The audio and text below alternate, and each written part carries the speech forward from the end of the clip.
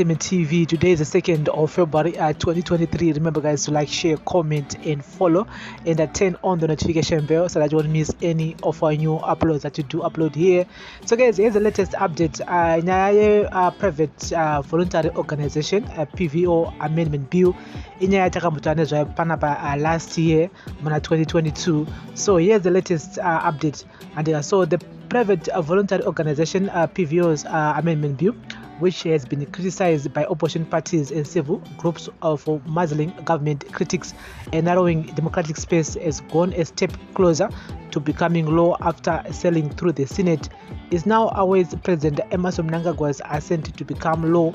Opposition legislators and human rights activists want the controversial bill canned amid fears that if passed into law in its current state, it will further shrink the country's democratic space and lead to closure of several NGOs perceived as anti-government.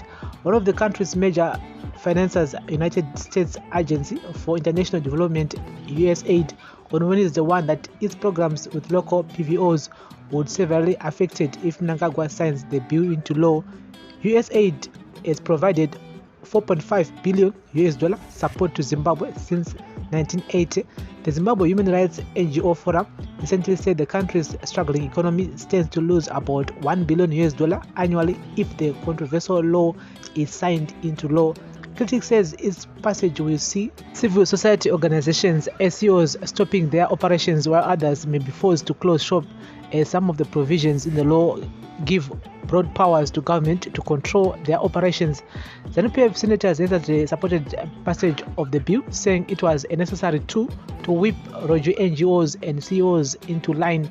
This bill does not speak to those law-abiding organizations, but those who came in the guise of charity to carry out undesirable, harmful, and criminal activities.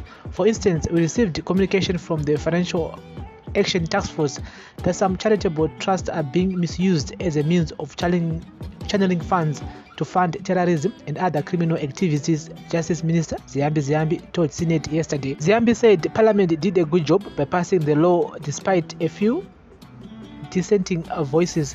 While opposing passage of the bill, Senator Morgan Komichi MDC Alliance urged the government to enact laws that would ensure foreign organizations supporting developmental projects in the country work without interference. This law has caused panic in communities, Komichi said. Speaking to Newsday, USAID Zimbabwe Acting Mission Director Priska Sampiu said its programs with several PVOs would be affected. USAID remains committed to working with and supporting the people of Zimbabwe through assistance programs that promote a more resilient, inclusive and democratic society, Sampiu said. This work is conducted through international partners as well as local PVOs and NGOs to ensure they benefit the people in need. Without commenting on the contents of any proposed legislation, we know that anything that restricts the ability of these organizations to operate and anything that creates a sense of uncertainty among them is likely to be unhelpful. USAID has provided over $4.5 billion US in assistance to Zimbabwe since 1980. US investments of more than $1.3 billion US since 2006 to fight HIV and AIDS have contributed to an 80% decline in the annual number of HIV-related deaths, she said. In its Bill Watch publication released on Tuesday, legal think tank Verities had urged senators to repair the damage done by the National Assembly, which rushed the bill through without participation of opposition members, who later complained that they were denied a chance to contribute to debate on the bill. This came about when opposition MPs who wished to speak against the amendments were not present physically and were unable to contribute virtually because the virtual platform was not working properly due to lack of connectivity, Verity said, adding that the controversial bill was passed without proper scrutiny by Parliament. Zimbabwe Human Rights NGO Forum Executive Director Musa Kika described its passage in Senate as a shameful development. The senators that voted for this bill know that it is a bad law, save for a few disillusioned ones. They know they are putting political expediency over our democracy, over citizens' interest, and over the welfare of the people. It is a shameful development and it will come back to bite us all as a people.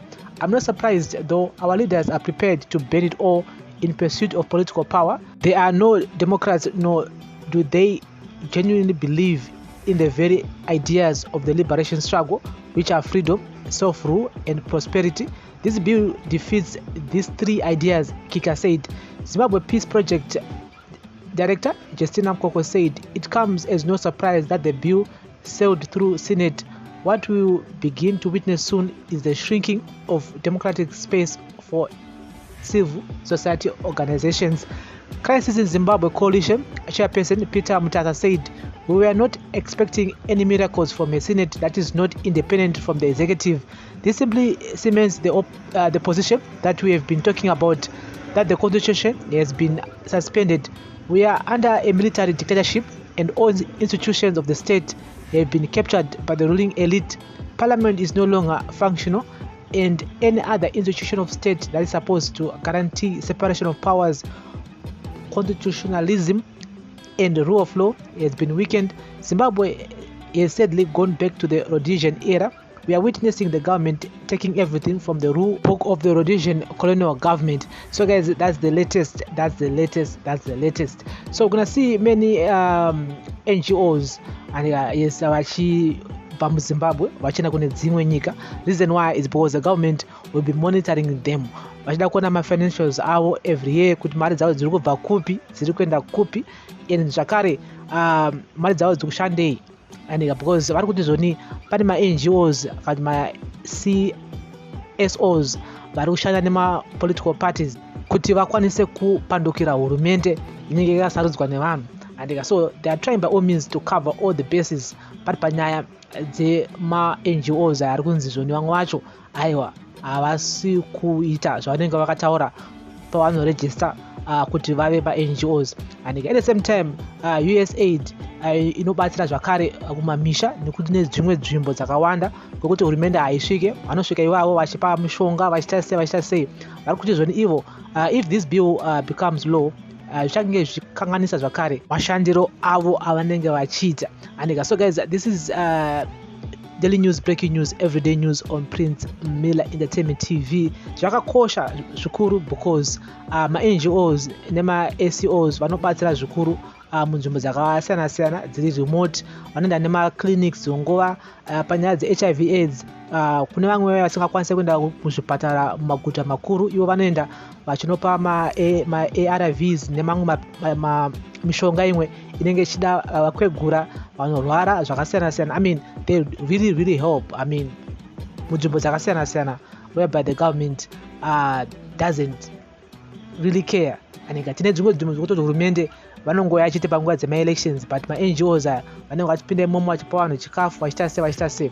And so ngatitaure in the comment section guys. This is a daily news, breaking news, everyday news on Prince Miller Entertainment TV. Bless up.